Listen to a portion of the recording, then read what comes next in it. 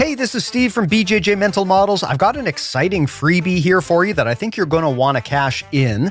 It's from Jake O'Driscoll. Now, if you're not familiar with Jake O'Driscoll, he's the jiu-jitsu coach for two-time ADCC world champion Adele Fornerino, and he's the head instructor at Essence BJJ in Perth, Australia. He's also an outstanding competitor in his own right. Jake has been ripping up the competition scene with a straight ankle lock variant that he's been working on. It's a really cool tool that plays nicely alongside the Woj lock, Aoki lock, shotgun ankle lock, and other modern ankle lock variations. It attacks the ankle, shin, and knee, which makes it pretty effective against even the toughest grapplers. Normally, coaches like to keep this stuff secret until they've released some sort of official instructional, but Jake has shared this info with the BJJ Mental Models Premium community, and he'd like me to extend that to every regular BJJ Mental Models listener as well. This is a brief mini course filmed as a prototype for potentially more refined instructional material later. It's super cool to be able to see this stuff early in its usage before it becomes mainstream. There's absolutely zero catch here. It's completely free, and you can grab it at bjjmentalmodels.com/Jake. Again, it's completely free, and you can get it at bjjmentalmodels.com/Jake. So grab that now before we close this off. Thanks a lot and enjoy the show. Hey, welcome to BJJ Mental Models. I'm Steve Kwan. BJJ Mental Models is your guide to a conceptual and intelligent jiu-jitsu approach. And in this week's episode, I want to talk about a psychological concept called loss aversion. It's an important mindset mental model to understand, very relevant to real life, but also relevant to jiu-jitsu as well. Loss aversion tells us that we feel losses as more painful than equivalent gains, so we tend to avoid situations where those losses occur. Let me give you an example. If I give you $100, you're probably going to be happy about that, but that happiness will be fleeting pretty quickly. If I steal $100 from you, you are going to be way more upset about that loss than you would be about the opposite equivalent gain. And you can probably look at your life experience and think of similar examples like that. We as human beings tend to feel losses as more painful than equivalent gains. Human beings are naturally risk averse, and so this loss aversion isn't always a bad thing. It is good to avoid situations where losses could happen. We don't want to lose something for no reason, but being too afraid of losses can lead to loss aversion, which is where we avoid situations where losses could happen, even if the net result of those situations would be a good thing for us. So some examples of this that you might be able to think about. Maybe you don't enter a tournament because you're afraid you're going to lose.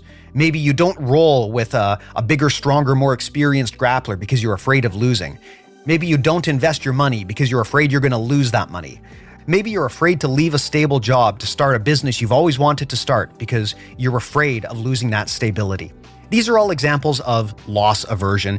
It is a common human tendency. So if you experience this is not a problem with you by any means. This is just something that we all deal with. Now, I've got some suggestions on how you can overcome loss aversion. The first one is to determine if the loss is recoverable.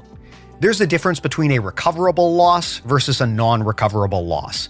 A tournament is a recoverable loss because you can always just go and do another tournament. But there can be losses that are unrecoverable. Maybe the thing that you stand to lose is something you can never get back. And those situations should be treated a bit more carefully than situations where the loss is recoverable. What you might find is that a loss may feel like it can't be recovered, but if you really think about it, maybe it's not as severe as you thought. Another tool is to calculate the risk versus reward. When you feel like you're getting waylaid by a cognitive bias or a psychological tendency like loss aversion, it can be helpful to look at actual data and try to think objectively. Risk reward tells us to look at what we stand to gain and calculate the ratio of that versus what we stand to lose, and then make an educated decision as to whether the risk is worth the reward. A common example that is cited here is investing in the stock market. People are often hesitant to invest in the stock market because they're afraid of losing their money. However, over the long term, if you smooth out gains and losses over time, if you invest in a broadly indexed fund, what you'll find is that you're probably going to be way better off investing in the stock market than just parking your money.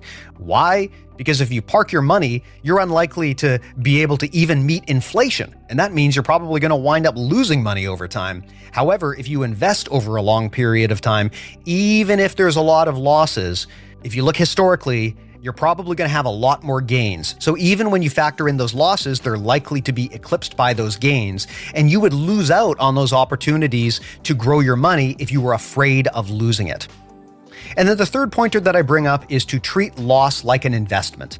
This is a concept that I learned from Josh Waitzkin in his excellent book, The Art of Learning. He refers to it as investing in loss.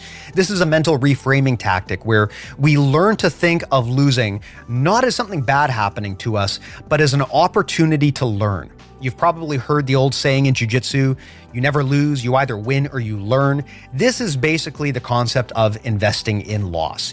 And whenever you catch yourself being down on yourself for losing, instead try to reframe that mentally and think, no, this was data. This was a learning opportunity that I can use to get better. I am happy I got this learning opportunity because this will be valuable to me. So those are 3 quick tips to help overcome loss aversion. Number 1, determine if the loss is recoverable. Number 2, calculate the risk versus reward. And number 3, treat loss like an investment. This is an example of a mental model that is helpful both on and off the mats. It's the kind of thing we talk about at BJJ Mental Models. If you want more like this, there are tons of mini episodes like this one at bjjmentalmodels.com, plus a database of concepts like this that you can read up on. And if you want to level up with us, go to BJJ Mental Models Premium. If you like Audible and Masterclass and you like Jiu-Jitsu, you're going to like BJJ Mental Models Premium. It is the world's largest library of Jiu-Jitsu audio courses on concept, strategy, tactics, mindset, and philosophy. It is our best tool for helping you really put a footprint on the sport of Jiu-Jitsu and get the most out of it. So all of that is at bjjmentalmodels.com. Thank you again for listening to this, and I will talk to you soon.